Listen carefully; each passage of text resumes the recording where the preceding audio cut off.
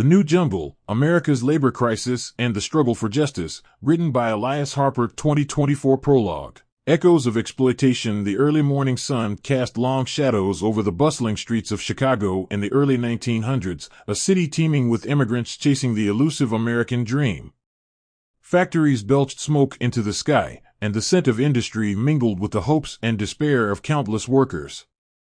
Upton Sinclair's The Jungle captured this world vividly, exposing the brutal realities faced by immigrant laborers in the meatpacking industry. It was a wake-up call, a moral outcry against the exploitation that underpinned the nation's prosperity. Fast forward to the present day, and the echoes of that era resonate loudly. The names and faces have changed, but the struggles remain eerily similar. Meet Miguel Hernandez, a second-generation Mexican-American and a tireless labor rights advocate.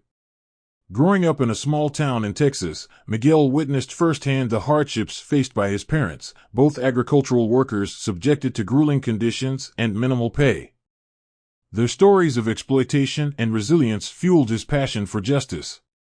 Miguel's journey took him to the heartlands of America's labor force, factories, farms, and warehouses where the modern working class toils. He saw the disintegration of workers' rights, the resurgence of exploitative practices, and the systemic barriers that kept the vulnerable in perpetual hardship. Child labor, thought to be a relic of the past, has re-emerged in the shadows. Reports surfaced of migrant children found working in dangerous conditions, some even losing their lives in preventable accidents. The tragic deaths of young immigrants like Duvan Perez, a 16-year-old Guatemalan who died in a Mississippi poultry plant, underscore the dire state of labor protections. The stakes are high. The moral imperative that drove Sinclair to pen The Jungle is as urgent now as it was over a century ago. This book aims to shine a light on the modern-day jungle, a complex web of corporate greed, legal loopholes, and societal apathy that perpetuates injustice.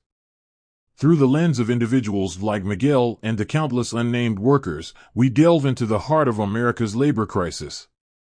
Chapter 1. The betrayal of workers. The clang of machinery and the hum of assembly lines form the backdrop of countless American workplaces. For many workers, these sounds are accompanied by the silent anxiety of what might happen if they get injured on the job. The promise of workers' compensation, a system designed to provide relief and support, has become a patchwork of inequities and injustices. Consider the stark disparities in compensation for identical injuries across different states. In Alabama, losing an arm might result in a compensation of approximately $48,840, while in Nevada, the same injury could warrant up to $859, $63.41. These discrepancies aren't mere statistics, they represent real people facing vastly different futures based solely on where they happen to work. The system's erosion doesn't stop at financial disparities. Privatized vocational services and so-called independent medical examiners, often dubbed Dr. No clinics, play pivotal roles in denying legitimate claims. These entities frequently side with employers and insurance companies, casting doubt on workers' injuries to minimize payouts. An investigative report by ProPublica uncovered cases where doctors with histories of medical malpractice were still being used by states to evaluate workers' compensation claims, often to the detriment of the injured too. Insurance companies, meanwhile, are seeing soaring profits. The National Council on Compensation Insurance reported that the workers' compensation insurance industry had a profitable year in 2020, despite the pandemic. This profitability often comes at the expense of the workers the system is meant to protect. As payouts decrease and claims are denied, injured workers find themselves navigating a convoluted system with little support. Miguel Hernandez encountered these injustices when advocating for Maria Gonzalez, a factory worker who suffered a debilitating back injury. Despite clear medical evidence, Maria's claim was denied after an independent examination questioned the severity of her injury. Left without income or medical support, she faced mounting bills and the prospect of homelessness. Her story is one of thousands, illustrating a system that commodifies workers' health and safety for profit. The parallels to The Jungle are striking. Just as Jurgis Rutkus and his fellow workers were expendable cogs in the machinery of early 20th century industry, Today's workers often find themselves disposable in the eyes of corporations and insurers. The devaluation of human well-being in favor of profit remains a persistent theme. Adding another layer of complexity is the recent Supreme Court decision impacting labor rights, the reinterpretation of the Chevron deference. In the landmark case of Chevron USA, Inc. versus Natural Resources Defense Council Incorporated, the Supreme Court established a legal test for determining whether to grant deference to a government agency's interpretation of a statute which it administers for. However, recent rulings have eroded this deference, limiting agencies like the Occupational Safety and Health Administration in enforcing regulations.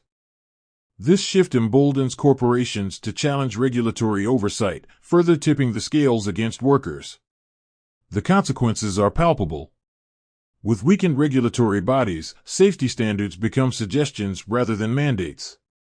Employers may cut corners, and when injuries occur, the burden falls on the workers. The legal system, intended as a recourse for justice, often serves as an insurmountable barrier due to costly legal fees and protracted proceedings. In rural communities and urban centers alike, stories emerge of workers left destitute after workplace injuries. They are parents, like Maria, struggling to provide for their children. Some are young immigrants, unaware of their rights or too fearful to assert them. The resurgence of child labor in hazardous industries is a grim testament to the system's failures. The Department of Labor reported a 37% increase in child labor violations in 2022, with over 3,800 children found working illegally. Tragically, some have paid with their lives. The moral outrage that fueled Sinclair's writing is needed now more than ever. The betrayal of workers is not just a labor issue but a profound ethical failing. As Miguel reflects on his work, he recognizes that the fight is not merely against individual corporations or flawed policies, but against the societal indifference that allows such injustices to persist. Footnotes: ProPublica and NPR analysis, workers' comp benefits vary greatly state by state, 2015.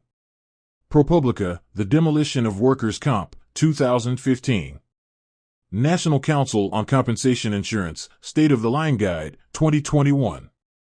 Chevron USA, Inc. versus Natural Resources Defense Council, Inc., 467 U.S. 837. U.S. Department of Labor, Child Labor Violations Increase, 2022. Chapter 2, Labor in the Shadows. The story of labor in America has long been one of dualities, opportunity and exploitation, hope and despair. Nowhere is this duality more visible than in the lives of immigrant workers.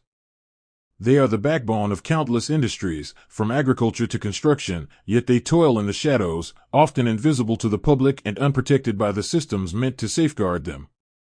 Miguel Hernandez remembers meeting Rosa, a young mother from Honduras, who worked tirelessly in a strawberry field in California. Rosa had fled violence in her home country, hoping for safety and a chance to provide for her family. Instead, she found herself in a cycle of low-wage jobs, grueling hours, and unrelenting fear of deportation. Her story mirrors that of millions of undocumented workers who fill vital roles in America's economy but are forced to endure dangerous conditions and meager pay. The resurgence of child labor. Recent reports have unveiled a deeply troubling trend: the return of child labor in industries once thought to have outgrown such practices. A New York Times investigation in 2023 exposed the widespread employment of migrant children in hazardous jobs, from cleaning meatpacking plants to assembling car parts. These children, some as young as 12, work overnight shifts in environments rife with safety hazards, often without proper protective equipment. In one tragic case, a 16-year-old Guatemalan boy, Duvan Perez, lost his life in a poultry plant in Mississippi. Crushed by a heavy machine he wasn't trained to operate, Duvan's death underscored the fatal consequences of lax enforcement and corporate greed. Companies eager to cut costs exploit legal loopholes, while regulators struggle to keep up. For every child like Duvan whose story makes headlines, there are countless others laboring in silence. Parallels to Upton Sinclair's The Jungle are stark. At the turn of the 20th century, children worked in meatpacking plants and factories, their small hands ideal for intricate tasks. Sinclair's exposé helped spur the enactment of child labor laws. Yet, over a century later, the problem persists, often hidden in plain sight. Exploitation and legal loopholes for immigrant families. The intersection of labor exploitation and immigration enforcement creates unique vulnerabilities. The American Families United Act seeks to address some of these challenges, particularly for U.S. citizens with undocumented spouses. However, progress has been slow. Policies like deferred action for childhood arrivals offer some protection but fail to provide long-term security for dreamers who remain in a precarious limbo. Employers often take advantage of these vulnerabilities. Fear of deportation keeps many workers silent about abuses, from unpaid wages to unsafe conditions. This silence enables systemic exploitation, as employers know workers are unlikely to report violations. In some cases, injured immigrant workers are reported to Immigration and Customs Enforcement instead of receiving workers' compensation. A Florida law even led to the arrest of 130 injured workers, placing them at risk of deportation rather than paying their claims. The shadow workforce. The agricultural sector exemplifies this exploitation. Migrant workers, many undocumented, harvest the crops that feed the nation. They work long hours in extreme heat, often without adequate breaks or water. Despite their contributions, these workers are frequently excluded from labor protections, including overtime pay and collective bargaining rights.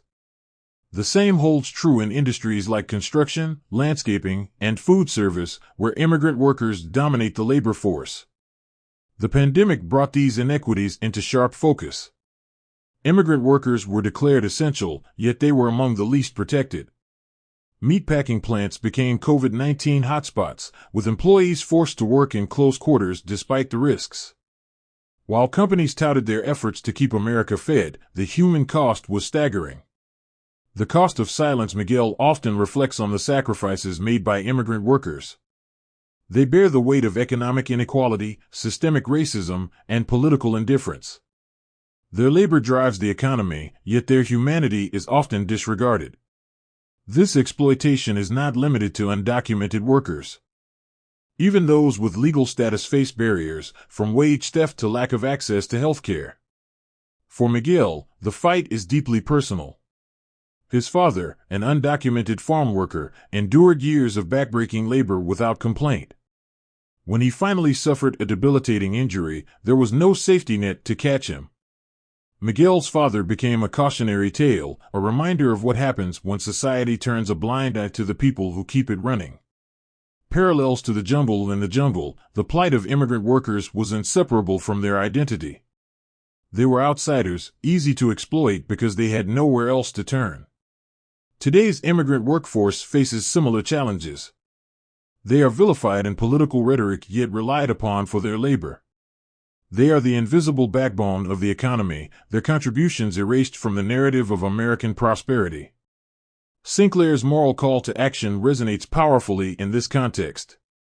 Just as he sought to humanize the struggles of early 20th century immigrants, it is imperative to shine a light on the modern-day jungle where immigrant workers toil. The need for reform. The fight for justice must include comprehensive immigration reform that protects workers regardless of their legal status. Policies must address the root causes of exploitation, from enforcing labor laws to providing pathways to citizenship. Grassroots organizations and labor rights advocates are already leading the charge, but systemic change requires political will. For Miguel, the solution lies in solidarity. "We can't fight these battles alone," he often tells the workers he organizes. "Our strength is in our numbers, our shared stories, and our collective resolve." The task ahead is daunting, but the stakes are too high to remain silent. As Rosa looks out at the rows of strawberries she has picked under the sweltering sun, she wonders if her children will ever escape the cycle of poverty. For Miguel, the answer lies in action. The next generation deserves better, and he is determined to ensure that their voices are heard, their contributions recognized, and their rights protected. The jungle may look different now, but its roots remain the same. And just like before, it will take a collective effort to bring justice to the shadows. Chapter 3: Unions and Crisis. Unions have long been hailed as the bedrock of worker protections, the voice of the collective standing against corporate greed. From the picket lines of the 1930s to the rise of the Teamsters, unions once represented hope and solidarity for the working class. But today, that hope feels increasingly like a hollow promise for many workers. As union leadership aligns with corporate interests or remains silent in the face of pressing crises, a profound sense of betrayal has set in. Miguel Hernandez grew up hearing stories of the labor strikes that shaped his father's generation. Those stories inspired him, but his own experience with unions painted a starkly different picture. In his advocacy work, he encountered countless workers who felt abandoned by the very institutions meant to protect them. The hollow alliance. Miguel's disillusionment with unions began during a rally for injured warehouse workers in Southern California. These workers, many of them immigrants, had organized to demand better safety conditions after a string of workplace accidents left several permanently disabled. Despite clear evidence of negligence, the union representing them refused to take action, citing concerns about disrupting relations with management. This reluctance is not an isolated incident. Many unions have adopted a pragmatic, business-oriented approach that prioritizes maintaining relationships with corporations over fighting for workers. The Teamsters, once synonymous with militant labor activism, have increasingly supported policies that benefit corporations, including concessions on wages and working conditions in major contracts. For example, the recent Amazon unionization battles revealed cracks in the labor movement. Workers attempting to unionize warehouses faced retaliation, grueling hours, and unsafe conditions. While grassroots efforts gained national attention, established unions hesitated to engage fully, wary of the resources required for such a monumental fight. The absence of unified support highlighted a troubling shift in priorities. Corporate populism and the undermining of trust. Adding to the crisis is the rise of corporate populism, where companies co-opt the language of worker empowerment to undermine union influence. Miguel encountered this firsthand during his work with meatpacking employees in Iowa. One major employer had instituted a worker council to address grievances, branding it as a more direct alternative to unions. These councils, controlled by management, gave the illusion of representation while stripping workers of their collective bargaining power. This strategy is part of a broader effort by corporations to weaken labor rights under the guise of worker-friendly initiatives. By promoting individual contracts and open communication, companies appeal to workers' frustrations with bureaucratic unions. The result is a fractured workforce and diminished solidarity. The resurgence of rank-and-file organizing. Despite these challenges, Miguel has seen hope in the form of rank-and-file organizing. At a poultry plant in Mississippi, a group of immigrant workers successfully organized a wildcat strike after management ignored complaints about safety violations. Operating outside the formal union structure, these workers relied on grassroots networks to coordinate their efforts. Their success underscored the potential for bottom-up movements to fill the void left by traditional unions. But these efforts come at a cost. Without the backing of established organizations, workers face immense risks, including termination and blacklisting. Miguel recalls the story of Claudia, a single mother who led a walkout at a textile factory in Texas. After the strike, Claudia lost her job and struggled to find work in the area. Her courage inspired others, but it also highlighted the precarious position of grassroots organizers. Parallels to The Jungle and the Jungle, Upton Sinclair depicted unions as both a lifeline and a source of frustration for workers. Jurgis Rudkus, the novel's protagonist, found initial hope in joining a union, only to discover corruption and betrayal within its ranks. Today, workers face similar disillusionment as unions prioritize their own survival over the needs of their members. The parallels are striking. Just as the unions of Sinclair's time were constrained by their entanglements with political machines, modern unions often find themselves tethered to corporate and political interests. This dynamic has left many workers questioning whether unions still represent their best interests. A path forward, rebuilding trust. For unions to regain relevance, they must return to their roots as militant, worker-driven organizations. This means prioritizing transparency, grassroots organizing, and direct action. Miguel believes that unions must adopt a dual strategy, challenging corporate power while addressing the internal issues that have eroded trust. One example of this potential is the work of the Coalition of Immokalee Workers, a grassroots labor organization that has achieved significant victories for farm workers through innovative campaigns. By combining direct action with consumer advocacy, the CIW has forced major corporations to sign agreements ensuring fair wages and working conditions. The role of immigrant workers, often sidelined in traditional union structures, are essential to revitalizing the labor movement. Their willingness to organize despite immense risks demonstrates the power of solidarity.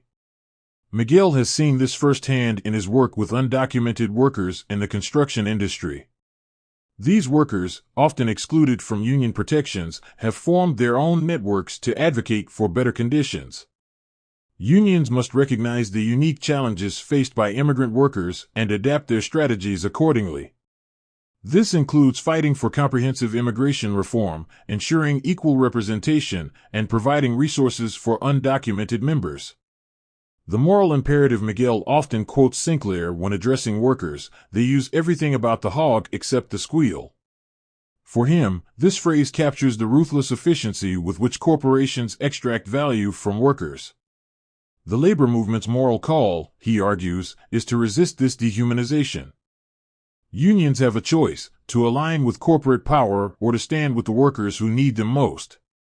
The path forward will not be easy, but Miguel remains optimistic.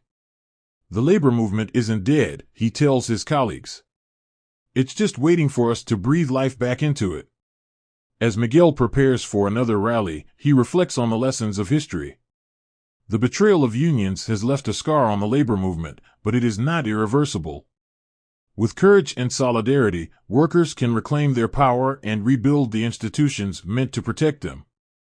The fight continues, and Miguel is determined to see it through. The jungle of today's labor struggles is dense and treacherous, but within it lies the seeds of a renewed movement, one that can rise to meet the challenges of the 21st century. Chapter 4: A System Stacked Against Workers. When Maria Sanchez, a 32-year-old single mother, lost 3 fingers in a workplace accident at a metal manufacturing plant in Indiana, she thought she could at least count on workers' compensation to get by. Instead, she found herself navigating a labyrinthine system designed to minimize payouts and maximize corporate profits. Her claim was delayed for months, and when it was finally resolved, the compensation she received barely covered her medical bills. Like thousands of other workers, Maria fell victim to a system engineered to protect corporate interests over human lives. The American legal and political landscape has always been intertwined with labor. Yet, in recent years, the balance has tipped decisively in favor of corporations. Judicial decisions, legislative rollbacks, and systemic neglect have converged to create an environment where workers are systematically disadvantaged. The Chevron ruling, a new era of deregulation, one of the most significant blows to labor protections, came with the erosion of the Chevron doctrine. Established in the 1984 Supreme Court case Chevron USA, Inc. v. Natural Resources Defense Council, Inc., this legal precedent granted deference to federal agencies' interpretations of ambiguous laws, provided those interpretations were reasonable. It allowed agencies like the Occupational Safety and Health Administration to set and enforce workplace safety standards without constant judicial interference. However, a recent Supreme Court ruling has gutted this doctrine, signaling a seismic shift in regulatory power. Without Chevron deference, agencies like OSHA face mounting legal challenges from corporations seeking to evade oversight. This development emboldens companies to contest safety regulations, further weakening protections for workers. Miguel Hernandez has seen the real-world effects of this ruling in his advocacy work. When a meatpacking plant in Texas contested OSHA fines for repeated safety violations, the case dragged on for years, effectively nullifying the enforcement. They know how to play the system, Miguel explains.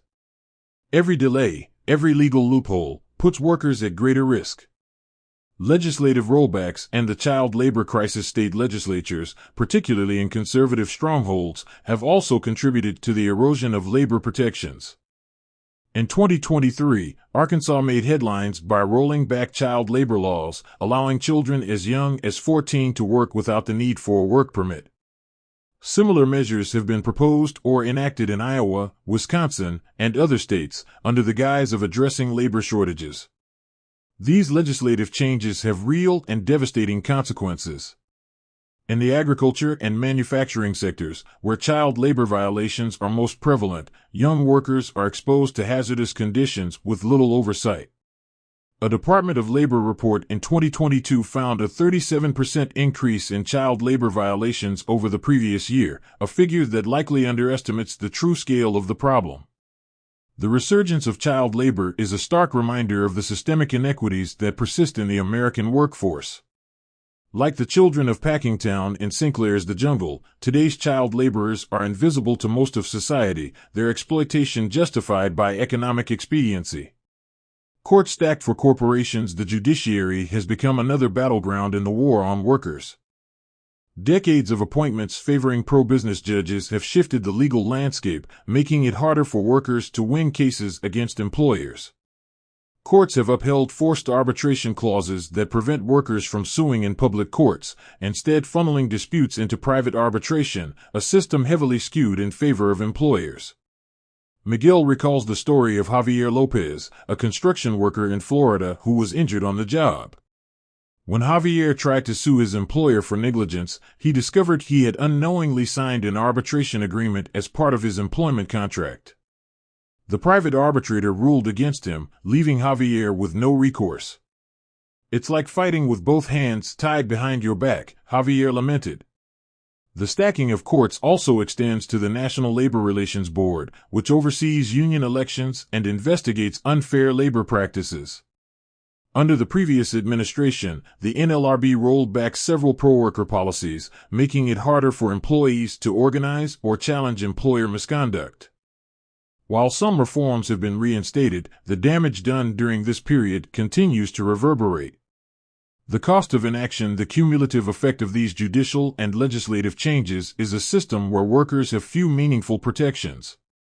Injured workers like Maria Sanchez find themselves at the mercy of insurance companies and independent medical examiners. Children like Duvan Perez are sent into dangerous workplaces without oversight. And employees like Javier Lopez are denied their day in court. The broader societal cost is immense. Families are pushed into poverty as breadwinners lose their ability to work. Communities are destabilized as workers lose trust in the institutions meant to protect them. And the moral fabric of the nation is frayed as the exploitation of labor becomes normalized. Parallels to The Jungle and The Jungle, Sinclair exposed the collusion between corporate interests and political systems that left workers powerless. The legal system was a tool of the powerful, used to crush dissent and enforce the status quo. Today, those parallels are painfully clear. From the erosion of regulatory oversight to the rollback of child labor protections, the forces shaping modern labor dynamics echo the injustices Sinclair chronicled more than a century ago. Toward justice, a new legal framework. Miguel believes that reversing these trends will require a fundamental shift in how the legal system approaches labor. He advocates for the following reforms: restoration of Chevron deference, empower federal agencies to enforce labor protections without constant legal challenges. Ban on forced arbitration, ensure workers have access to public courts for labor disputes. National standards for workers' compensation, eliminate disparities between states by establishing minimum federal requirements. Strengthening child labor protections, close loopholes, and increase penalties for violations. Judicial accountability, advocate for greater transparency in judicial appointments and decisions affecting labor rights. These reforms are ambitious, but Miguel insists they are necessary. The system wasn't built to protect us, he often tells workers. So, we have to rebuild it ourselves. A glimmer of hope. Despite the challenges, there are signs of progress. Grassroots campaigns have successfully pushed for changes at the local and state levels. Investigative journalism has brought abuses to light, forcing corporations and lawmakers to act. And workers like Maria Sanchez and Javier Lopez continue to fight, refusing to accept the status quo. For Miguel, these efforts represent the first steps in a long journey. The jungle is dense, but every action, every victory, clears a path forward. The fight for justice is far from over, but it is a fight worth waging. As Miguel gathers with a group of workers preparing to challenge their employer in court, he feels a sense of determination. The system may be stacked against them, but together, they are a force to be reckoned with. This isn't just about us, he tells them. It's about everyone who comes after us. And we won't stop until we win. The jungle may be vast, but even the tallest trees can fall. All it takes is a spark. Chapter 5, The War on Pain. Miguel Hernandez adjusted his tie as he prepared to meet Carla Ruiz, a former nurse whose life had been turned upside down after a workplace injury. Carla's story was one Miguel had heard many times: a diligent worker, injured on the job, denied proper care, and left to navigate a healthcare system that treated her pain as a liability. Her case highlighted a growing crisis in America's labor landscape: the war on pain patients. This chapter examines how injured workers are systematically denied proper treatment under the guise of combating opioid addiction, the lack of alternative pain management options, and how these failures intertwine with healthcare inequities and labor exploitation. The war on pain patients. The opioid epidemic has devastated communities across the United States, claiming hundreds of thousands of lives and prompting a reevaluation of pain management practices. However, the pendulum has swung so far in the opposite direction that injured workers like Carla are now collateral damage. Prescribing opioids for chronic pain has become taboo, with doctors fearing legal repercussions or disciplinary actions. Instead of nuanced care, pain patients are often dismissed or abruptly weaned off their medications, regardless of their individual circumstances. Carla's injury occurred when she slipped on a wet hospital floor, fracturing her spine. After undergoing surgery, she was prescribed opioids for her recovery. For a time, the medication allowed her to manage her pain and maintain a semblance of normalcy. But when her workers' compensation insurer flagged her case, her prescriptions were cut off abruptly. The result was excruciating pain, job loss, and mounting medical bills. Workers like Carla are being treated as criminals for being injured, Miguel explains. The system is punishing them for their pain instead of helping them heal. Denial of alternative care for injured workers. The denial of opioid prescriptions is often compounded by the lack of access to alternative treatments. Medical marijuana, which has shown promise as a pain management tool, remains inaccessible to many due to federal restrictions and resistance from insurers. Even in states where medical marijuana is legal, workers' compensation programs frequently refuse to cover it. The case of James Turner, a factory worker in Maine, illustrates this gap. After losing his hand in a workplace accident, James sought medical marijuana to manage his phantom limb pain. His workers' compensation claim for the treatment was denied, forcing him to pay out of pocket or rely on less effective medications. His case is now before the Maine Supreme Court, which must navigate the murky intersection of state and federal laws. A healthcare system that fails workers. The war on pain patients is a symptom of a broader healthcare crisis that disproportionately affects low-wage and injured workers. Many are uninsured or underinsured, relying on workers' compensation as their only means of accessing care. When claims are denied, workers are left with few options. Hospitals often turn away patients who cannot pay, while community clinics are overwhelmed and underfunded. Miguel recalls meeting Carlos Mendez, a warehouse worker in Nevada who suffered a back injury. His workers' compensation claim was denied after an insurer's doctor ruled his injury was pre-existing. With no income or insurance, Carlos resorted to self-medicating with over-the-counter painkillers, which eventually led to liver damage. "They're killing us slowly," Carlos told Miguel. "If the injury doesn't break you, the system will." Exploitation through denial. The denial of proper pain management and healthcare serves a dual purpose for corporations. First, it reduces costs by minimizing payouts for workers' compensation claims. Second, it keeps workers in a cycle of dependency and vulnerability. Unable to afford care, injured workers often return to jobs before fully recovering, risking further injury. Others, like Carla, are forced out of the workforce altogether, their injuries rendering them unemployable. This dynamic mirrors the exploitation described in the jungle, where injured workers were discarded as soon as they were no longer profitable. Just as Jurgis Rutkus found himself abandoned by the system, today's injured workers face a healthcare and labor system that prioritizes profits over people. The role of the opioid epidemic. The opioid epidemic has created an environment of fear and distrust around pain management, with devastating consequences for injured workers. Policymakers, eager to address the crisis, have implemented blanket policies that fail to differentiate between addiction and legitimate medical need. These policies often target low-income and minority communities, where the stigma of opioid use is most pronounced. For Miguel, the solution lies in striking a balance. We need to address addiction without criminalizing pain, he says. People like Carla aren't addicts. They're workers who got hurt doing their jobs. Parallels to The Jungle. In The Jungle, Sinclair exposed the ways in which capitalism commodifies human suffering. The meatpacking industry's disregard for worker safety mirrored its indifference to the health of consumers. Today, the war on pain patients reflects a similar disregard, with injured workers treated as expendable commodities rather than human beings. The denial of pain management and healthcare is not just a failure of the medical system, it is a moral failure. It reveals a society willing to sacrifice its most vulnerable for the sake of economic efficiency. Toward a more equitable system, Miguel and other advocates have outlined a series of reforms to address these issues: comprehensive pain management policies, develop guidelines that balance the risks of addiction with the need for effective treatment, ensure that injured workers have access to both opioids and alternative treatments like medical marijuana.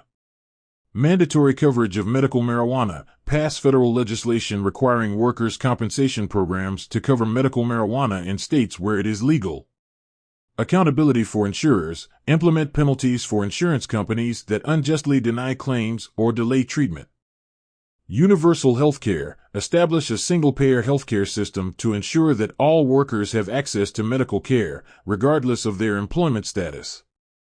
Public awareness campaigns, destigmatize pain management by educating the public about the difference between addiction and legitimate medical use. A call to action. As Miguel leaves Carla's home, he reflects on her resilience. Despite everything, she remains determined to fight for her rights. They want us to give up, she told him. But I won't let them win. Carla's story, like so many others, is a testament to the human spirit's capacity for endurance. But it is also a reminder of the urgent need for systemic change. The war on pain patients is not just a healthcare issue, it is a labor issue, a human rights issue, and a moral issue. As Miguel prepares for his next meeting, he feels a renewed sense of purpose. The fight for justice is far from over, but with every step, he and others like him are chipping away at the jungle of systemic inequities. The path forward is clear: no one should have to suffer in silence. No one should have to fight alone. Together, they can build a system that values human dignity above all else. And so, the fight continues. Chapter 6: Family and Faith Betrayed. When Miguel Hernandez stepped into the small community center in Austin, Texas, he was greeted by a group of families holding photos of their loved ones. Some were injured workers, others were children lost in workplace accidents, and still others were breadwinners separated from their families by immigration raids. At the heart of each story was a deep sense of betrayal, not just by employers, but by the faith leaders and community institutions they had long trusted to stand by their side. For centuries, religious institutions have been a refuge for the oppressed, a source of moral guidance and advocacy for justice. Yet, in the modern labor crisis, many faith leaders have remained conspicuously silent, prioritizing political alliances and institutional survival over the moral imperative to defend workers. Families and communities that once relied on these institutions now find themselves abandoned. Faith leaders on the sidelines. Reverend Barbara Johnson, a minister in a small Texas town, had always preached about the importance of standing with the marginalized. But when a group of injured workers asked her to speak at a rally against local meatpacking plants, she declined. "I don't want to risk alienating donors," she told Miguel, who had organized the event. Her response was all too familiar. Miguel had approached dozens of clergy members, only to be met with polite refusals or outright indifference. This silence is not an anomaly. National movements like the Poor People's Campaign, led by prominent figures like Reverend William Barber, have highlighted issues of poverty and inequality but often fail to directly address the plight of injured workers and families shattered by workplace tragedies. The voices of those who suffer the most are frequently drowned out by broader political agendas. Miguel recalls the words of one grieving mother whose teenage son died in a warehouse accident. "Where was the church when I needed them? Where was anyone?" The breakdown of community bonds. The betrayal extends beyond faith leaders. Community organizations, often funded by unions or corporate sponsors, have also fallen short in their advocacy for workers. In many cases, these groups focus on high-profile issues like homelessness or climate change while ignoring the systemic exploitation happening in their own backyards. The erosion of community support leaves families isolated. Injured workers, who may already face financial hardships, often lack the resources to fight legal battles or seek medical care. Their isolation is compounded by cultural and linguistic barriers, particularly for immigrant families who may not trust local institutions due to fears of deportation. The strain on families. For families, the consequences of workplace injuries or deaths are devastating. Miguel remembers meeting Elena, a farm worker in California whose husband, Jose, died of heat stroke while harvesting grapes. Jose's employer failed to provide adequate water or rest breaks, a violation of state regulations. Left to raise 3 young children on her own, Elena struggled to make ends meet. "The system killed him," she told Miguel. "And now it's trying to kill us too." Elena's story is echoed by countless others. Parents who lose their children to unsafe working conditions, spouses separated by deportation, and families torn apart by economic desperation all share a common thread. Their suffering is often invisible to the broader society. Parallels to The Jumble in the Jungle, Upton Sinclair portrayed the collapse of family structures under the weight of systemic exploitation. Jurgis Rudkus lost his wife and child, not just to illness and poverty, but to a system that valued profit over human life. Today, the same forces are at play, tearing apart families and communities with impunity. Miguel sees these parallels clearly. "We've allowed the jumble to grow back," he says. "And it's choking the life out of the people who built this country." Faith in action, a call for moral leadership. Despite the failures of many faith leaders, there are exceptions, individuals and organizations that embody the moral courage needed to confront systemic injustice. Father Daniel Martinez, a Catholic priest in New Mexico, is one such example. When a local meatpacking plant refused to compensate injured workers, Father Martinez organized his parish to provide financial and legal support. He also used his pulpit to call out the company's practices, risking backlash from powerful local interests. Miguel believes that more faith leaders must follow Father Martinez's example. "We need a new moral awakening," he says. "The kind that calls out injustice by name and doesn't shy away from conflict." The role of families in the fight for justice. While institutions have often failed them, families themselves have become powerful advocates for change. Miguel has worked with grassroots groups like Familias Unidas, a coalition of immigrant families fighting for better workplace protections. These families, many of whom have lost loved ones to preventable workplace accidents, are leading the charge for reforms. One notable success came in 2022, when a group of families in Georgia successfully lobbied for stricter heat safety regulations for agricultural workers. Their victory was a testament to the power of collective action, even in the face of systemic obstacles. Toward rebuilding trust in faith and community institutions will require a fundamental shift in priorities. Miguel and other advocates have outlined several key steps: moral accountability for faith leaders, encourage clergy to address labor issues in their sermons and public advocacy. Hold faith institutions accountable for aligning their actions with their stated values. Community resource centers, establish local hubs where injured workers and their families can access legal aid, medical care, and emotional support. Grassroots family advocacy, empower families to organize and advocate for systemic change, providing them with the tools and resources needed to make their voices heard. Strengthening family protections, passed legislation like the American Families United Act to ensure that immigration policies do not separate families or penalize workers for asserting their rights. A renewed moral compass. As Miguel speaks to the families gathered in the community center, he feels a renewed sense of purpose. Their stories are heartbreaking, but their resilience is inspiring. You are not alone, he tells them. And together, we will make sure your voices are heard. The fight for justice is not just about changing policies or winning court cases. It is about restoring faith in each other, in our communities, and in the possibility of a better future. Miguel believes that with enough courage and solidarity, even the deepest betrayals can be overcome. The jungle may be thick, but within it lies the strength of families and communities who refuse to give up. Their struggle is a testament to the enduring power of hope, and their fight is one that Miguel is proud to stand beside.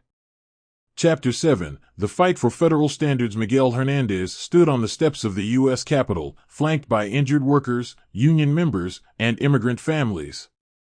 They had come from across the country to demand something revolutionary: the creation of a National Workers' Compensation Commission. For too long, the fragmented patchwork of state systems had left workers at the mercy of geography, politics, and corporate influence. Miguel and others like him were determined to fix this. The demand for federal standards is not new. Decades ago, in the wake of growing inequality and corporate exploitation, reformers envisioned a system that would guarantee basic rights for all workers, no matter where they lived.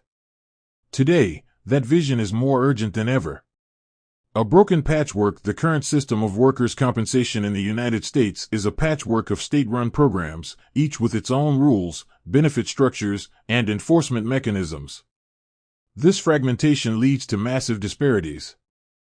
A worker losing a limb in Alabama might receive $48,000 in compensation, while the same injury in Nevada could warrant up to $859,000. These inequities are not just financial, they reflect a deeper moral failure to value workers equally. Miguel recalls the story of Angela, a factory worker in Tennessee who developed a chronic respiratory illness due to prolonged exposure to toxic chemicals. When her doctor advised her to stop working, Angela filed a workers' compensation claim, only to find that her state system capped benefits so low that she couldn't afford her medication. In neighboring Kentucky, she would have received more generous benefits, but relocating wasn't an option. The system is like a lottery, Miguel often says. Where you live determines whether you survive or sink. Resistance to reform efforts to establish federal standards for workers' compensation have faced fierce opposition from corporate lobbyists, insurance companies, and state governments. They argue that federal oversight would be too costly and burdensome, a claim Miguel calls a convenient lie. In reality, the lack of uniformity burdens workers and their families, forcing them to navigate a labyrinth of inconsistent regulations. This resistance is rooted in profit. Insurance companies rake in billions from workers' compensation premiums, while injured workers often struggle to receive even the most basic benefits. The National Council on Compensation Insurance reported that the industry enjoyed a combined ratio below 90% for 7 consecutive years, a sign of robust profitability. Meanwhile, injured workers like Angela are left to fend for themselves. The call for federal standards. Miguel and his allies proposed the establishment of a National Workers' Compensation Commission, tasked with creating and enforcing federal minimum standards. Key elements of their proposal include equitable compensation, standardized benefits across states to eliminate disparities. Ensure compensation reflects the true cost of medical care and lost wages. Universal coverage, require all employers, regardless of size, to participate in the system. Include protections for gig workers, independent contractors, and undocumented workers. Streamline processes, simplify claims procedures to reduce delays and administrative burdens. Create an appeals system independent of employer and insurer influence. Enhanced safety protections, tie compensation standards to proactive safety measures. Increase penalties for employers who violate safety regulations. National oversight, empower a federal agency to monitor compliance and address systemic abuses. The grassroots movement to push for federal standards is gaining momentum thanks to grassroots organizations and advocacy groups. Coalitions of injured workers, immigrant rights activists, and labor unions are uniting to demand change. Miguel points to the example of the Farm Worker Justice Campaign, which has successfully lobbied for better conditions in states like California and Washington. These efforts are not without challenges. Corporations and their allies have launched counter-campaigns, painting federal oversight as an attack on states' rights. But Miguel and his colleagues are undeterred. This isn't about politics, he says. It's about people's lives. Parallels to the jumble Upton Sinclair's The Jumble exposed the dangers of an unregulated labor market, where workers were disposable and profits reigned supreme. The call for federal standards echoes Sinclair's moral plea for a system that prioritizes human dignity over corporate greed. In Sinclair's time, reformers fought for basic protections like the 8-hour workday and child labor laws. Today, the fight is for a national framework that ensures no worker is left behind. Miguel sees this struggle as a continuation of the labor movement Sinclair helped inspire. Successes and setbacks. The road to reform is long and fraught with obstacles, but there have been significant victories. In 2023, Delaware announced its 8th consecutive year of workers' compensation rate reductions, proving that fair policies can benefit both workers and employers. Similarly, states like Washington have implemented model programs that prioritize injured workers' recovery and reintegration into the workforce. However, these successes are overshadowed by states that roll back protections. Arkansas, for instance, has loosened child labor laws, exposing young workers to greater risks. These setbacks underscore the need for a federal baseline to prevent a race to the bottom. Toward a national commission, as Miguel addresses the crowd on the Capitol steps, he lays out the stakes. This is not just about compensation. It's about justice. It's about ensuring that every worker, in every state, is treated with the dignity they deserve. His words resonate with a diverse audience. Some hold signs bearing the names of loved ones lost to workplace accidents. Others wear hard hats or reflective vests, a symbol of the labor they perform. All of them share a common goal: to transform the jumble of America's labor system into a landscape of fairness and equity. Miguel knows the fight will be difficult. But as he looks out at the faces in the crowd, he sees the determination that has carried the labor movement through countless struggles. "We've done it before," he says. "And we'll do it again."